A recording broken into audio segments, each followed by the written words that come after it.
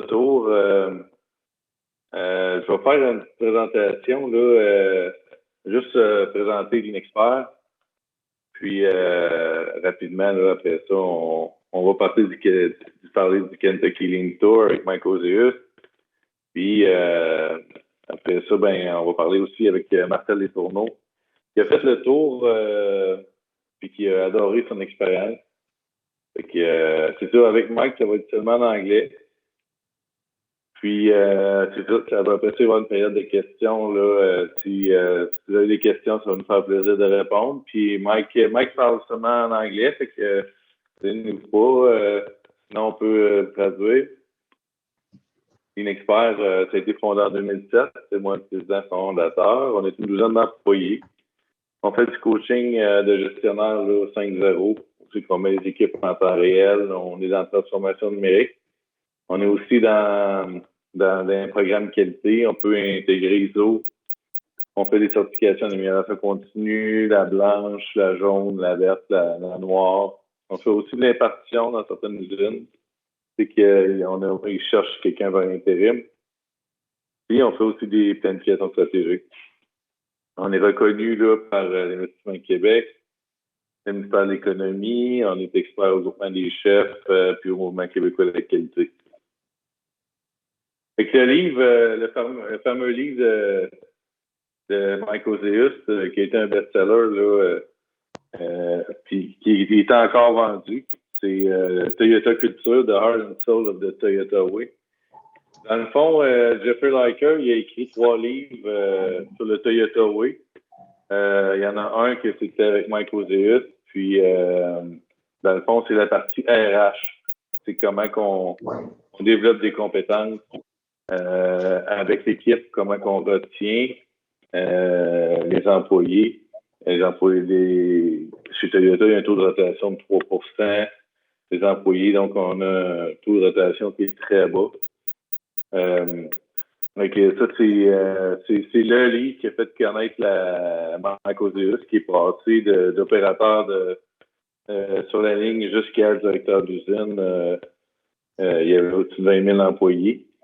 Donc c'est vraiment un livre super intéressant.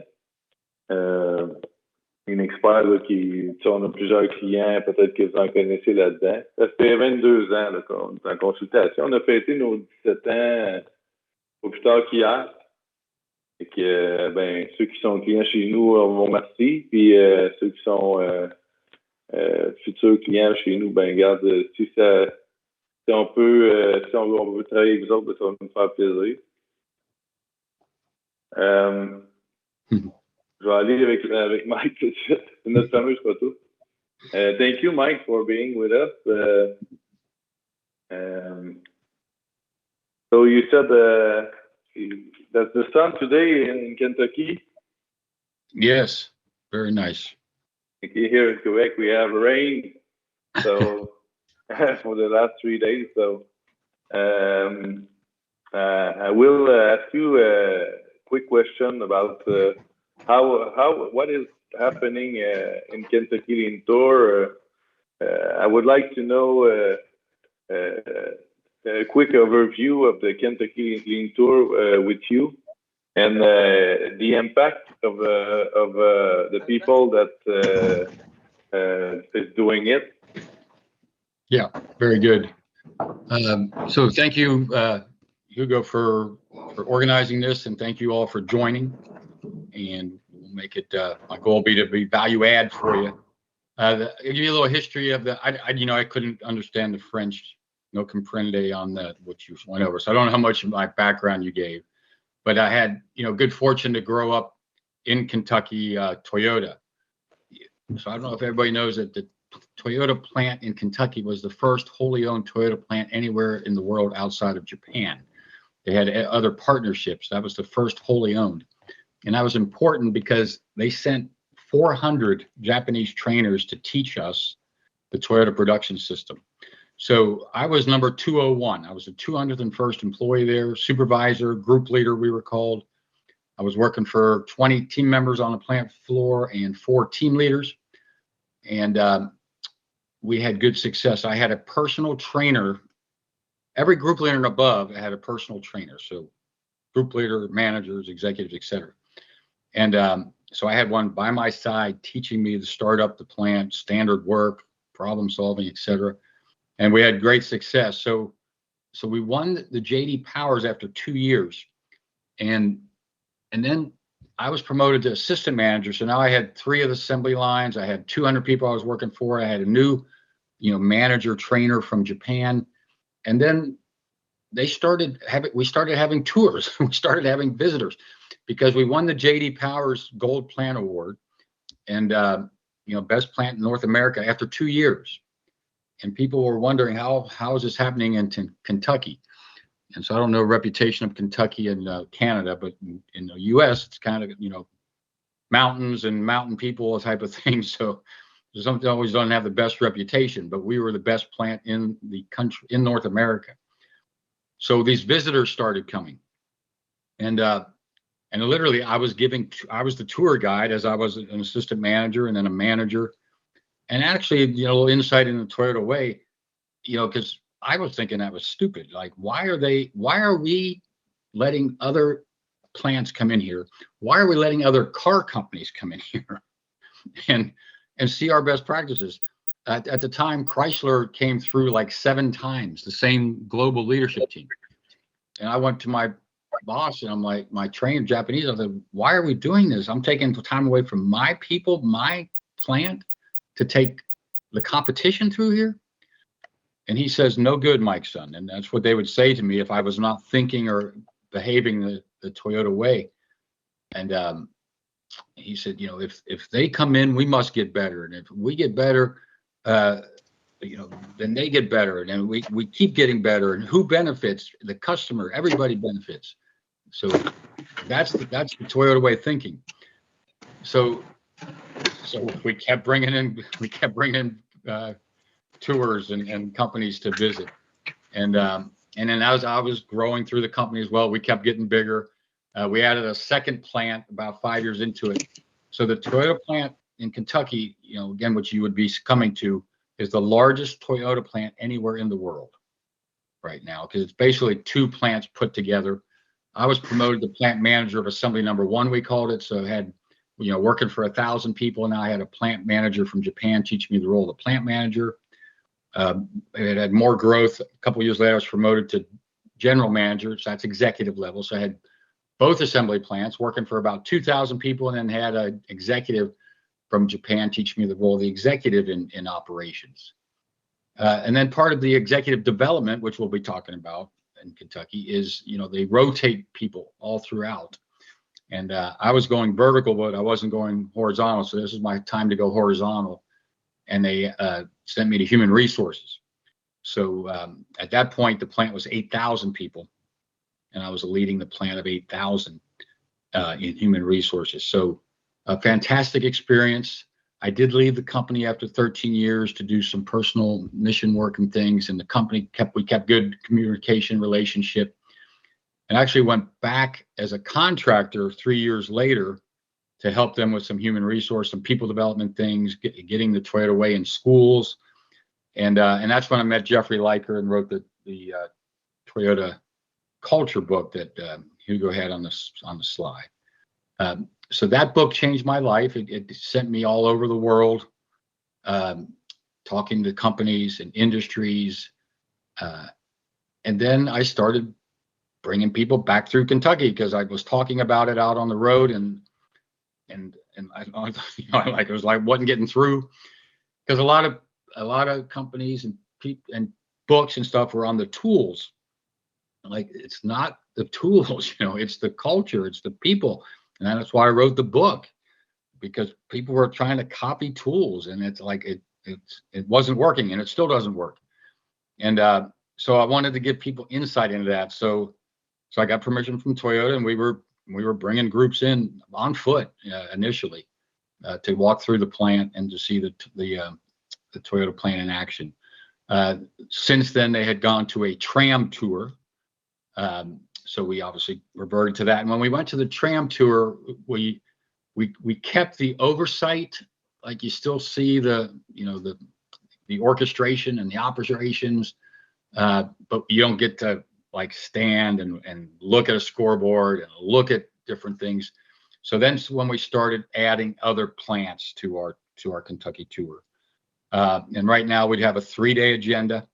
So Toyota, we go the first afternoon, and we also have a class by TSSC, which is Toyota's internal. It started out as their supplier support. Now it's their external, support for business and nonprofits.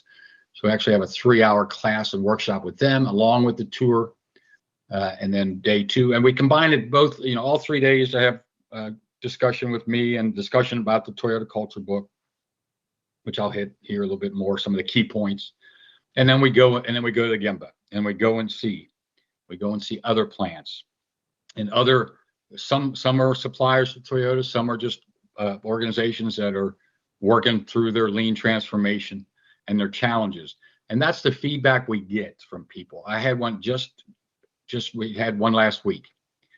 And the manager came to me on day 3 and he said, I'm so glad we went to these other plants, because to be honest with you, I was intimidated the first day after seeing Toyota, because it was so good and so clean and it's not perfect, but he used the word, and so perfect that I thought I was overwhelmed. I could never do this. Then we went to these other plants that are in the middle of their lean transformation. And he said, then now that was more like me. That's more my world.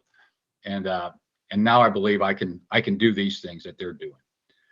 So that's great feedback. And again, because I think it's a combination of both, seeing like the ideal and then seeing a couple of companies working through the challenges like we all are to move towards that ideal.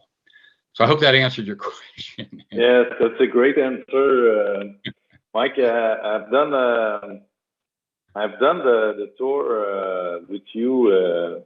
I really enjoyed it, and I won't say my preparation was great, and I wonder how does the company that wants to make that Kentucky Lean tour should prepare their organization to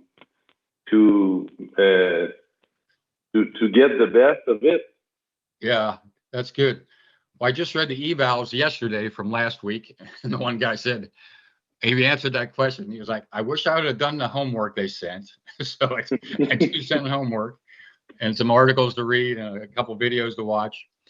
And then the other thing he said 3 things. And then the second thing he said was, come ready to ask questions and answer questions. So I thought that was good, because I told him last week, that the Japanese never gave us answers as much as I wanted them to.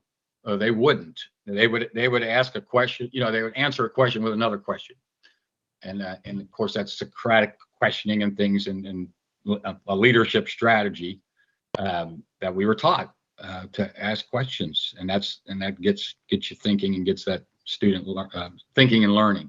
So anyway, I ask a lot of questions. So he gave that advice to the future people coming from his company: do the homework, ask questions, and then the third and most important thing, I think, was be ready to take action when you come home.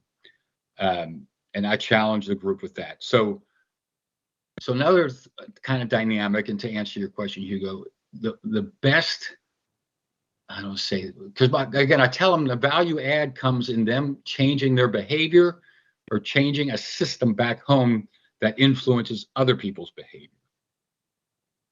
And so it's a non-value added thing. If they come to Kentucky and take a tour and drink some bourbon, like, it's not adding value unless they go home and do something differently.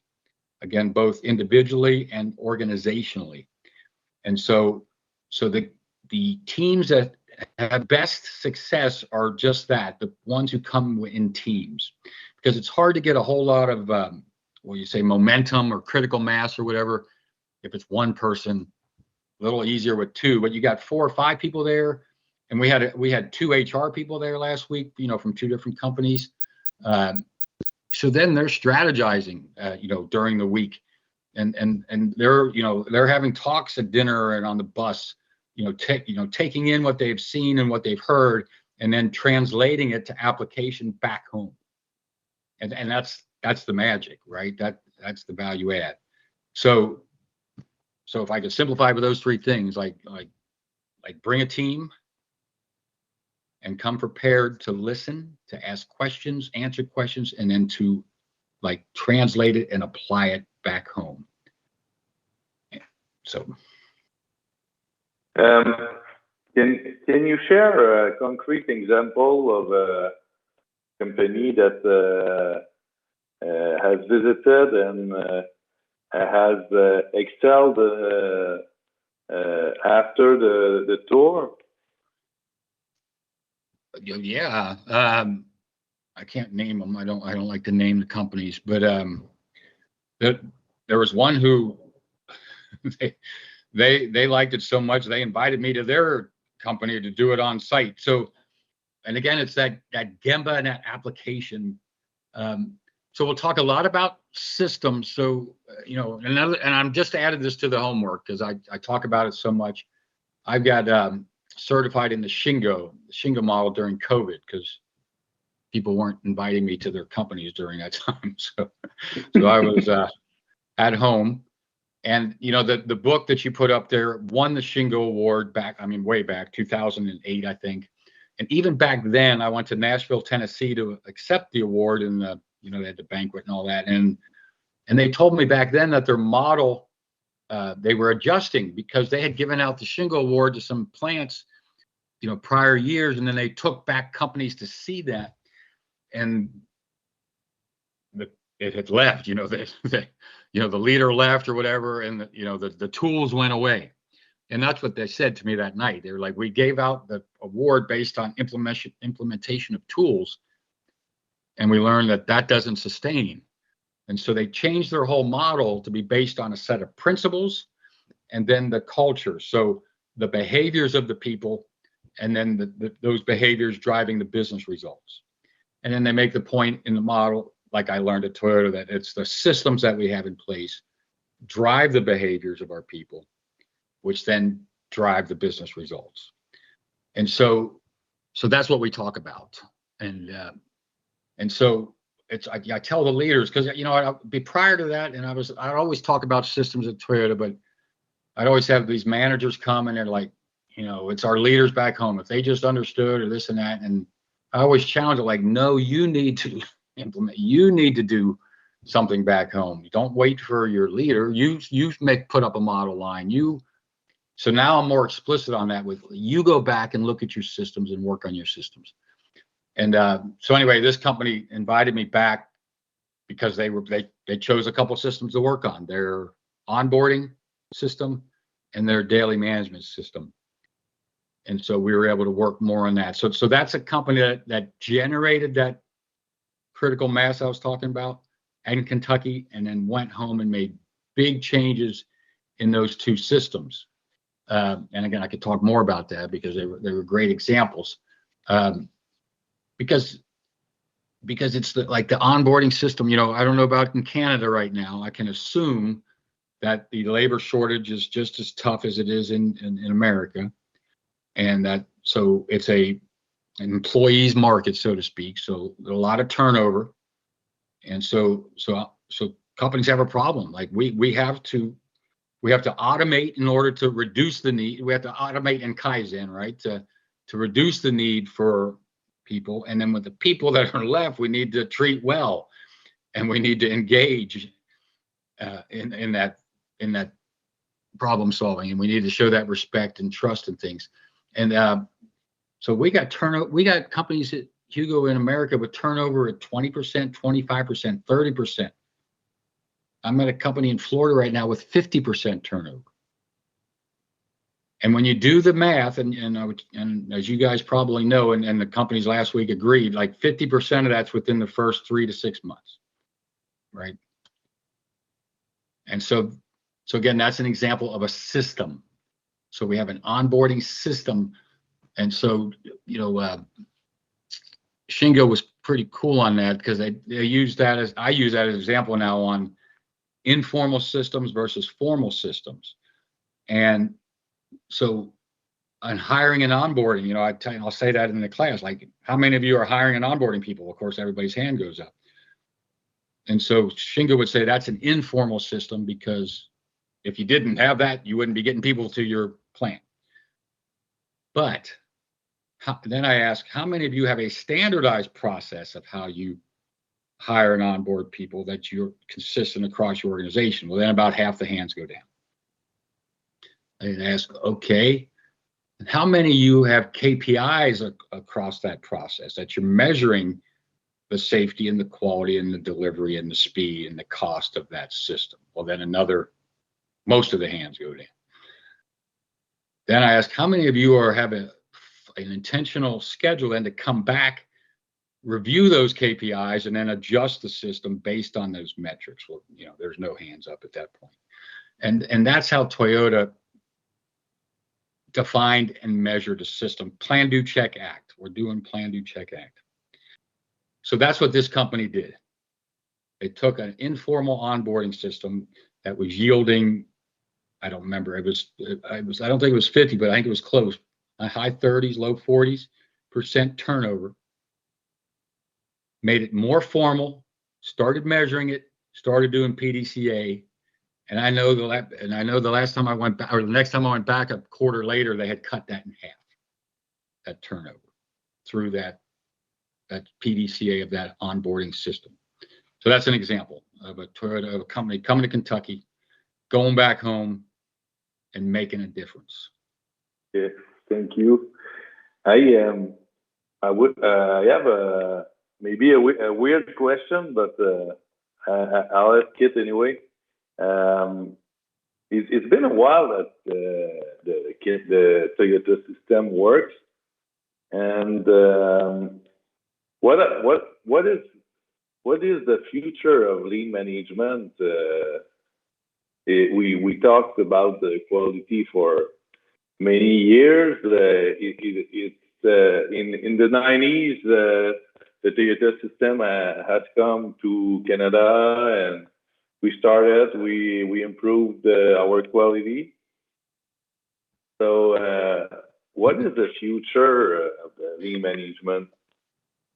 Yeah, I always answer that question with, you know, the Toyota culture, because people's definition of lean is like where I see a discrepancy, or a variance, I guess is a better word. So if we're defining lean as like that set of tools, then, you know, companies are ready for a new set, you know. But if we define it as a culture, and a culture of continuous improvement and respect and trust and people development, you know, and again, that's those principles, you know, examples of principles that Shingo would be talking about. You know, tell me when those are going to go out of style. You know, when will continuous improvement be outdated? And when will valuing people, respecting people, and developing people be outdated? The answer is never, thank goodness, because that's good job security for me. You know, I actually had a webinar yesterday with South Africa. My son lives there. Was the only reason I'd be doing that. But and it was a similar question that they asked. But then the lady came on at the end, and she says, "I'm the CI person," and you know. And she said, well, Toyota has, you know, CI and trust and respect, because I went over that yesterday. She said, I've got, what she say? I forget the word. Technology, digitalization, automation, something that in that vein. That's my pillar. I said I don't agree with that. Toyota would not agree with that. You know, because the point is not implementing automation. The point is continuous improvement. I asked her, I said, we would be working, like, how is that digitalization improving your process, improving your business, and respecting your people? Well, I don't know. I like, well, that's what I would ask. That's what I would challenge you with. And again, I'm working with a company in Mexico, and we had the same conversation, because they have a whole digitalization like team and department. And I think it's bigger than their CI team. And I'm trying to meld the two together. I'm like, the point is not putting in automation. The point is, again, solving problems. and improving the business. So again, continuous improvement, like, will not go out of business. So that's the question. That's what the trainers taught me. That's what they, that was, Jidoka, that was automation, early 1900s was their thing. But they used it again to solve a business problem. So the point's not automation. The point is improving the business. Mm-hmm. Yes, and I will go with the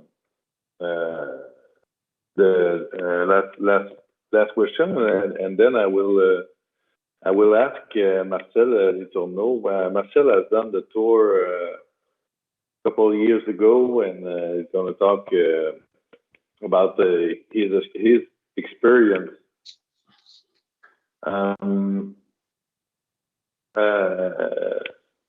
I will say where should they start to see a quick impact after doing that tour, after seeing how all the onboarding system in Toyota, what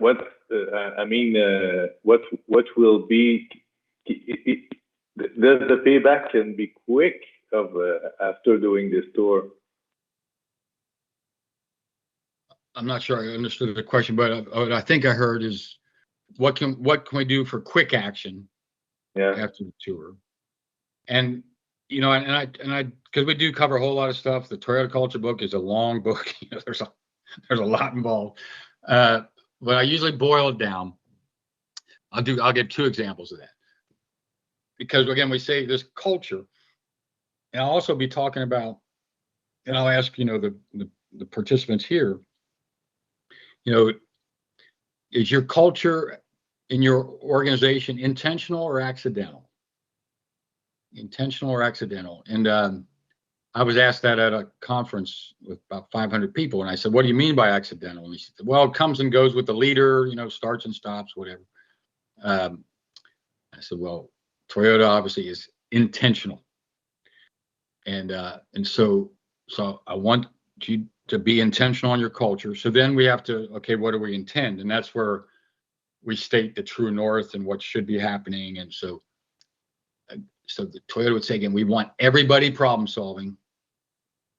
And that means everybody. That doesn't mean all supervisors or all engineers or all CI people or all executives. It means everybody identifying and solving problems. And we want all leaders as coaches and teachers of problem solving. Like that simplifies it. And so right now, I don't know about in the US, but now in Canada, it's the business is, I would say, soft. We are not sure if we are in a recession or if we're going to come in. So is it still the right time to implement Toyota system? Now you asked another question on top of the first question, but I'm going to try to answer them both. The answer is yes, right? It's always the right time. I mean, I even had that at COVID. I had like 2 sets of companies.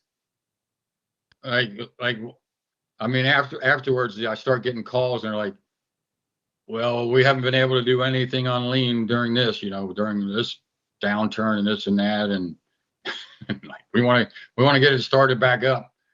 And then the other set, which I believe would be more of the Japanese minded or Toyota minded, like we've been doing plan, do, check, act. We've been dealing with these obstacles and these challenges.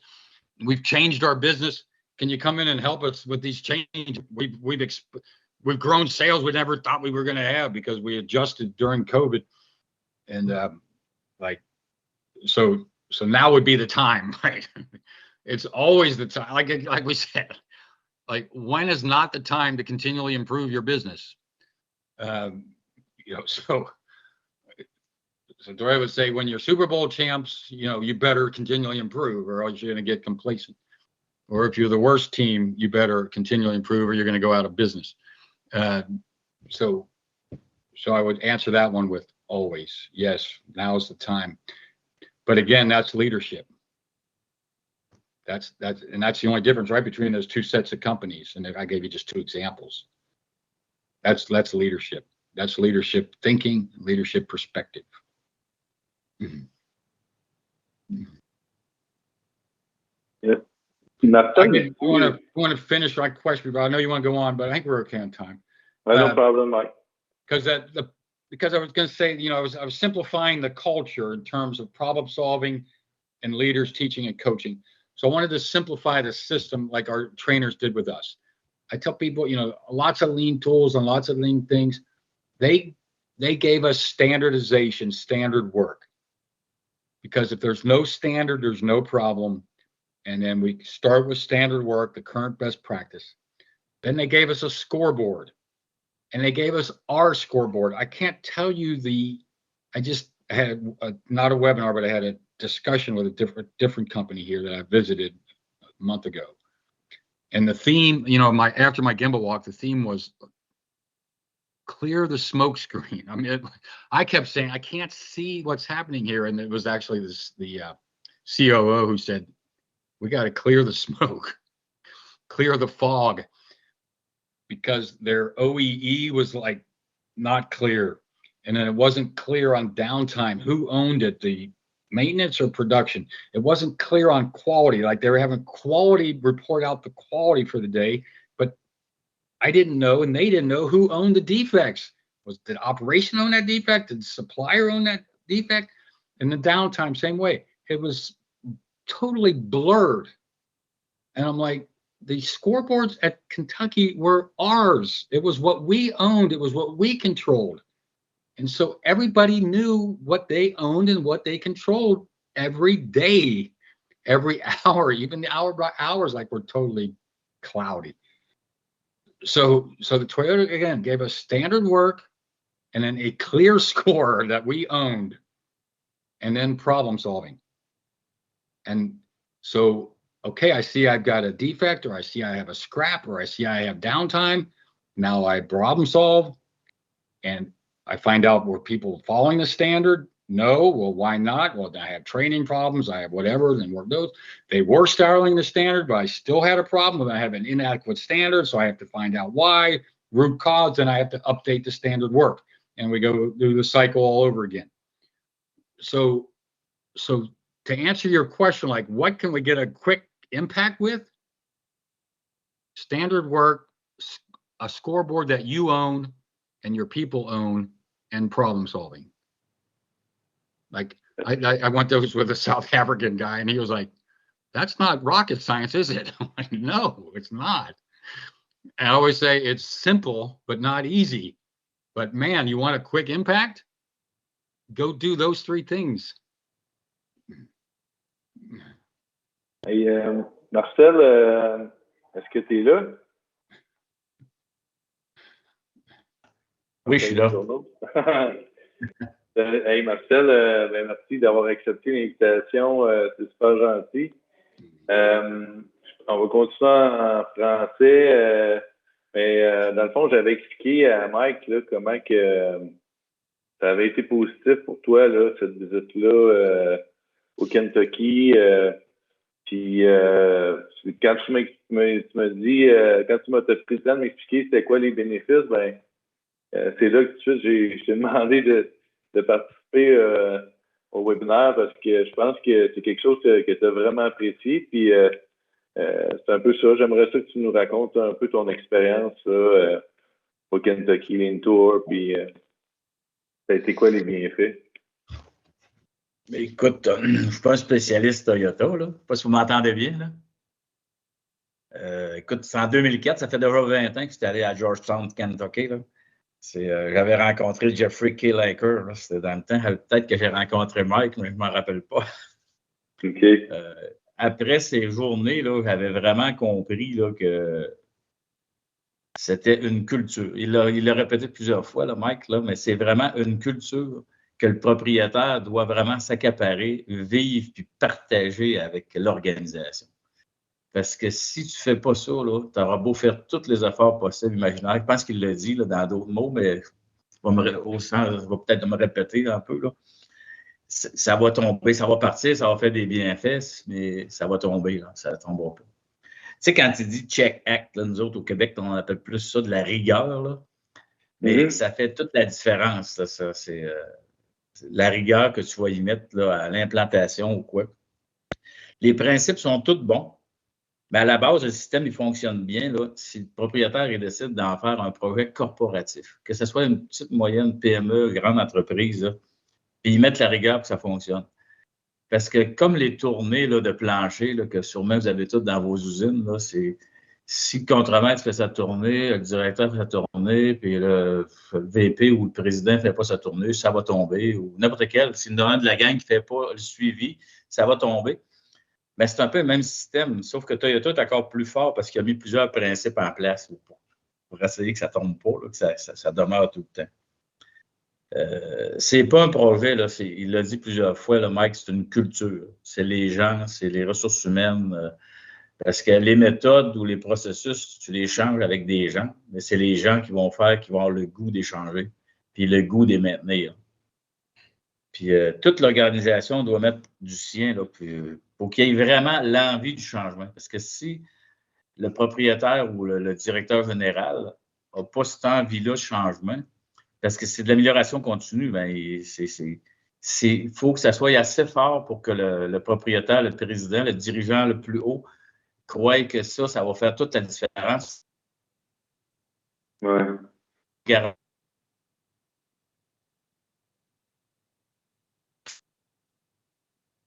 Perdu un petit peu, Marcel.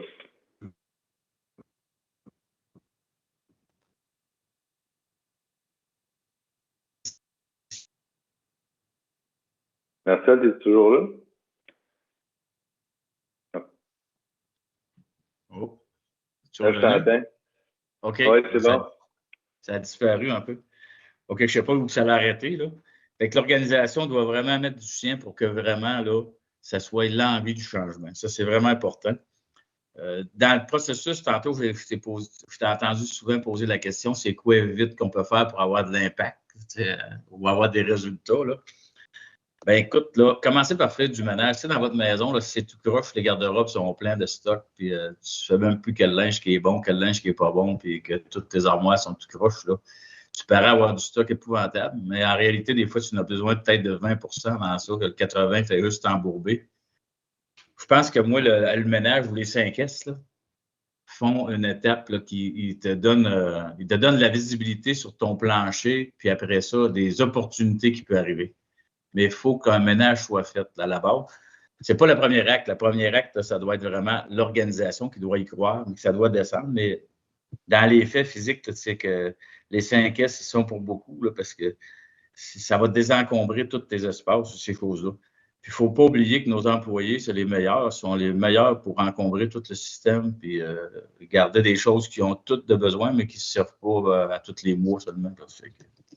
Ça, c'est vraiment important. Ça doit revenir vraiment sur le travail d'équipe pour aligner tout le monde.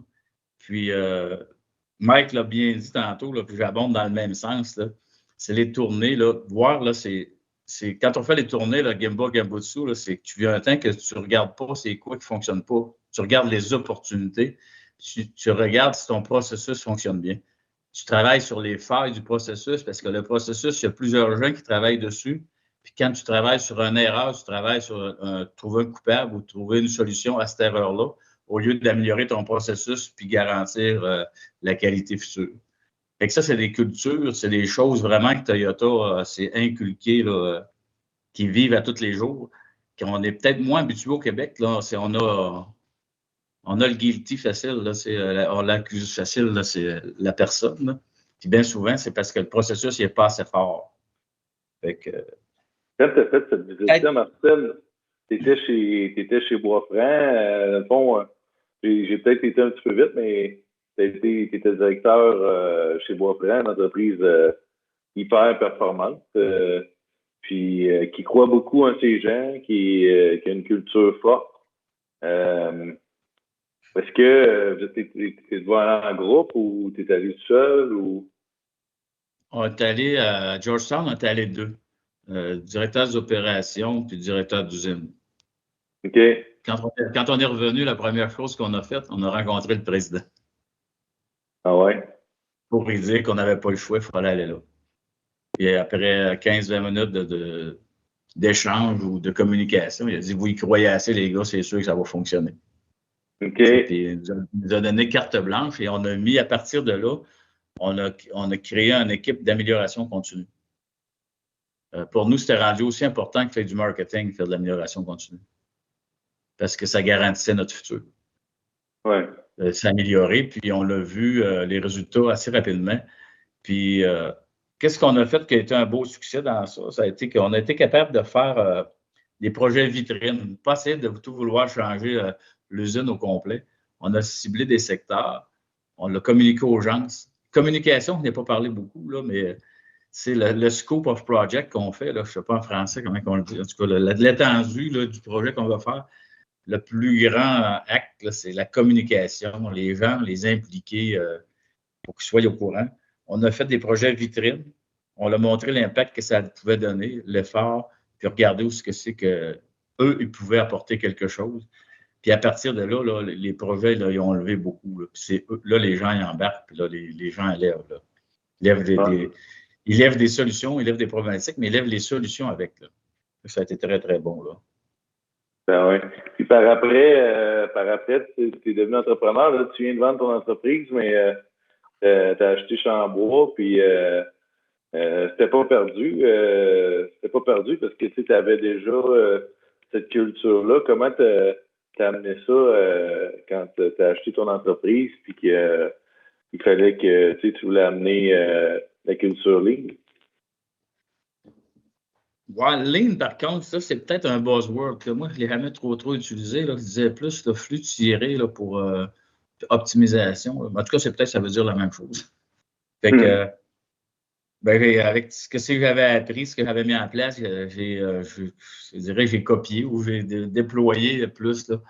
Mais c'est jamais terminé, il m'en restera encore beaucoup à faire. Là. J'ai fait du coaching dans d'autres entreprises avec des amis, là, puis ça fonctionne très bien. Il s'agit d'y croire. Ils mettent l'ardeur, la rigueur. La rigueur, visiter.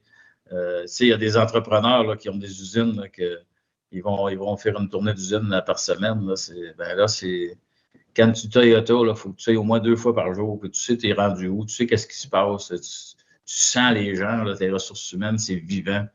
C'est une façon très différente. Il faut que tu te lèves de ton bureau.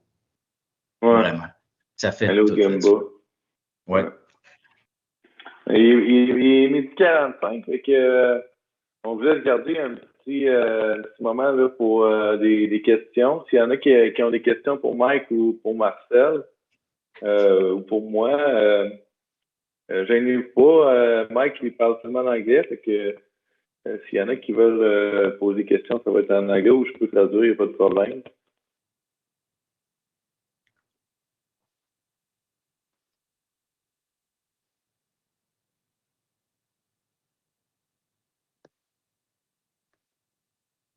Non, vous pouvez l'écrire dans le chat, on peut la dire.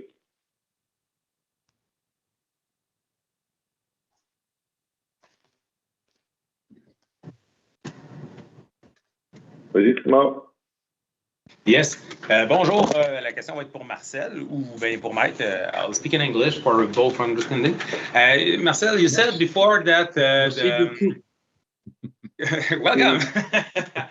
Yeah, you said before that we should not look for a problem, but we should more look for the process and how to optimize it. I'm not sure I understood this part correctly. Could you explain a little more, please? Yes. Okay. Talking Mike, to Michelle or me? Vas-y, Mike. Okay, and I'm not sure I understand the question. Now, I know I talked about process, and I hope I didn't say don't look for problem, because we want to look for problem. But so maybe help me a little more on remind me what I said that wasn't clear.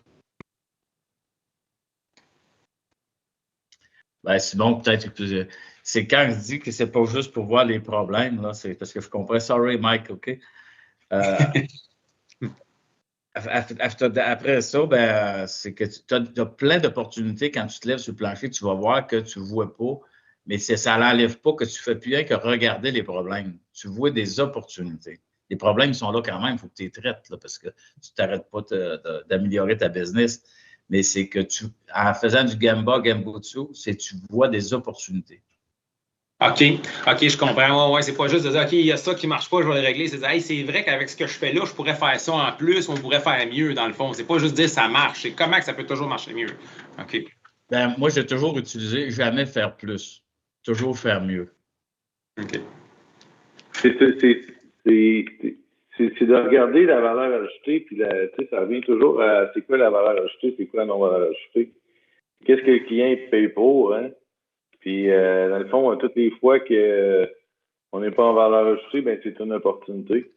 Puis, c'est vraiment un changement de culture de dire est-ce que le client il paye réellement pour ce qu'on fait? Est-ce qu'on fait de la surqualité? Puis, se questionner, c'est vraiment le questionnement systématique sur le plancher. Et ce qu'on demande beaucoup aux superviseurs, c'est d'aller voir. Tu sais, Gamba go, va voir. Puis, c'est là que ça se passe, c'est sur le terrain. Puis la culture territoire est beaucoup axée là-dessus. Les visites quotidiennes à tous les jours, voir les opportunités, puis dire, bon, ben, on est-tu, c'est-tu une valeur ajoutée, c'est-tu une non-valeur ajoutée, est-ce que le procédé est bon, est-ce que on fait de la qualité? Ça revient à ça beaucoup. Je ne sais pas si je réponds bien. Hein. Oh oui, c'est ça. Puis, peut-être juste pour ajouter une petite chose, il y a des outils dans Toyota Way là, qui sont vraiment très intéressants. Les ABCD, là, c'est comment d'efforts que tu mets pour avoir le résultat. Ça fait que normalement, tu vas faire les projets que tu vas faire le moins d'efforts pour avoir le plus de résultats. Là. Puis, vu que je ne vois pas d'autres questions, je vais m'en permettre un autre. Quand on implante le Toyota Way ou Lean Manufacturing, qui est similaire dans ma tête, là, tu sais, justement, vous dites le support de la partie dirigeante est important. Tu sais, là, comment qu'on en arrive à les convaincre, puis j'imagine que vous allez me dire répéter, mais tu sais, impliquer tout le monde, là, tu sais, justement, pour donner le goût de partir de la roue, parce que, tu sais, c'est pas évident, là, de changer, mettons, 50 personnes, comment qu'on en arrive à dire demain matin, on fait plus comme avant, mais on implémente, là, tu sais, là, on commence par eux. Je vais demander à Mike... Okay. Mike, the question is how do we convince the top direction to start lean management? And not just the top direction. How do we tell everybody, like, okay, tomorrow we're gonna do differently, you know? So you're gonna change your thinking. So how do we process to tell everybody we're gonna go this way? Yeah, I mean, there's different strategies there, and so I always like to say, if somebody, you know, we like to get a recipe, but if someone is trying to tell you there's a recipe, you know, a cookbook to do it, I would be skeptical. You know, we were taught by the Japanese to do plan, do, check, act, and to assess your organization, identify the gaps, and we have a little, actually, we'll have a little assessment tool for you at the Kentucky tour.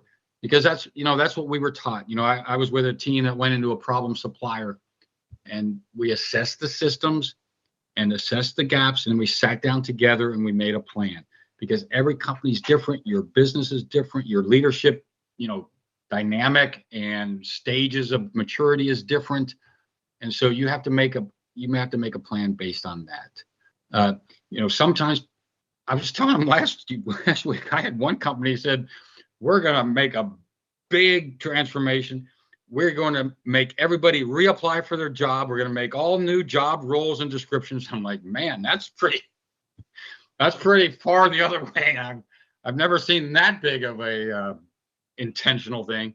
And then I've seen everything from that to, hey, we just start as leaders, we start behaving differently, both in that problem solving, that respect for trust. And respect and trust, and we start asking why, and we start getting out to the Gemba, and we start again assessing those systems and things, and everything in between. So I would say again, that's the power of bringing a team to Kentucky, that you can have that discussion as a team, and a lot of time they'll bounce things off me, and you formulate the plan for your company and your leadership team. You know, that's the best answer I can give you. Plan, do, check, act. You got to customize it for you. I suppose it's a good thing to be coached by an expert like Lean expert for this part to make the first plan, or Yeah, I don't know if I've talked to Hugo or not. We weren't allowed to call ourselves experts at Toyota. They said that. They said we can say we have 37 years of Lean experience and 37 years of Lean learning. But definitely it's helpful to get feedback and coaching from someone who had been through it and has experience. So, but we did. I think Hugo has the same philosophy because that was the Japanese list. I told you they sent 400 trainers, and then people like they were through last week. They said we didn't see any Japanese. I'm like, and that was on day one. I was like, well, because I was getting ready to tell you that they left. It took them 20 years now literally to go from 400 to 0. And it was a downward ascension. But their job was to teach us and build our capability to be the trainers and the coaches of that problem. So that's our philosophy, if we're working with a company. It's like we're trying to work ourselves out of a job.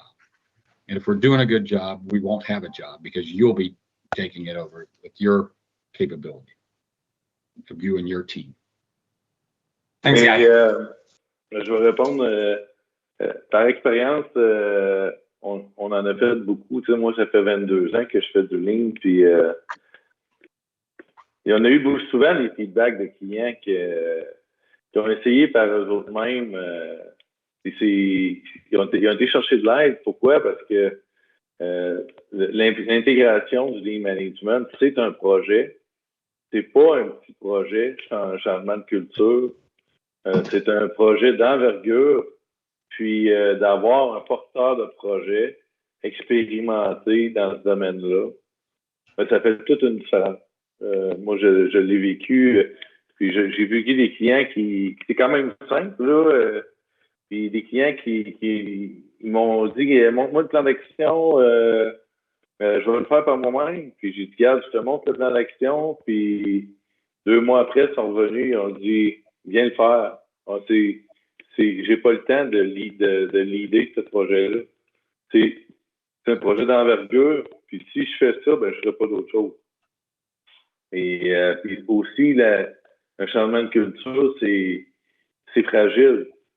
Et que de bien le faire du premier coup, il y en a qui, justement, qui n'ont pas réussi, qui sont plantés, puis tout simplement, ça devient pratiquement, j'ai des gens en tête, ça devient une risée. Hein, ça a été mal fait, on n'a pas écouté les clients, on n'a pas écouté les employés, on a fait ça un peu tout croche, puis il y a des clients qui n'osent même pas commencer. Puis ça va jusque-là. Là, je parle d'un pire cas, mais de bien le faire du premier coup, c'est un peu comme bâtir une maison. Tu peux bâtir ta maison avec ton beau-frère, mais pas garanti qu'elle va être douette.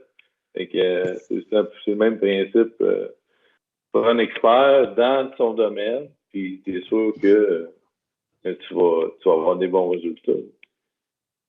Ce que je comprends de ce que tu dis aussi, dans le fond, c'est, tu sais, quand tu dis que tu as donné un plan d'action, puis que finalement, il te rappelle pour dire, viens le faire, peux-tu vraiment le faire à la place de quelqu'un? Je pense que c'est plus de dire, je t'encadre, puis justement, ta maison, ton cadre de fenêtre, quand tu es rendu là, je vais te dire comment le poser, pas que tu le poses, tu croches, parce que c'est moins long de le faire comme il faut du premier coup que de recommencer. C'est plus ça que tu veux dire, ou tu le fais vraiment à la place de la personne? C'est sûr, c'est toujours en collaboration, tu sais. Mais de mettre en place des nouvelles façons de faire, c'est ça, c'est d'avoir un coach qui est expérimenté et qui a déjà fait ça, parce que c'est beaucoup à toutes les fois qu'on veut changer de quelque chose, y a toujours de la résistance au changement. Puis d'autres, on est outillés pour justement bien expliquer, réexpliquer. On dit qu'il faut faire 20 fois un nouveau comportement qui soit acquis. Il faut répéter jusqu'à 7 fois avant que ça devienne de mauvaise volonté. Fait que, c'est du temps, mais de bien le faire, de bien réexpliquer pourquoi qu'on fait ça. On veut changer de culture. Les employés, c'est des experts. Ils ont de quoi à dire. C'est pas vrai. On veut plus que tu restes dans ton coin et que tu dises pas un mot. On veut savoir tes idées, puis on veut les mettre en place avec toi. Tu sais. Merci, je laisse ma place aux autres. Yes. Je vais conclure. We're going to conclude. So, as we said earlier, Mike, the visit of Kentucky Lean Tour in October is already full. It's sold out. So the next visit will be from 15 to 17 April on 2025. Yes, right. And you can sign up right through you, Hugo, or through our website. But we've already have, I think, almost 10 people signed up for April. So hopefully we'll sell that out before the end of the year. And we offer 500 reduction, box reduction. So en français, dans le fond, on offre 500 de rabais. On a mis le lien là dans le chat, Kentucky Lean Tour. Sinon, vous pouvez nous envoyer un courriel si vous avez d'autres questions. Si vous allez visiter au Kentucky, c'est vraiment une super expérience. Puis un retour sur investissement très intéressant. Merci. Thank you, Mike. Merci, Marcel. Vous êtes vraiment gentil. Puis on se revoit. We'll see you soon in Kentucky. All right. Bye-bye. Thank you all. Bye. Merci. All right.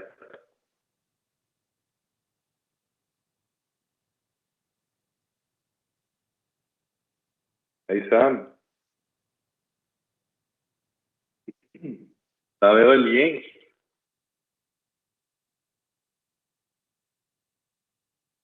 OK. On va pas l'enregistrement. Puis, comment tu as trouvé ça?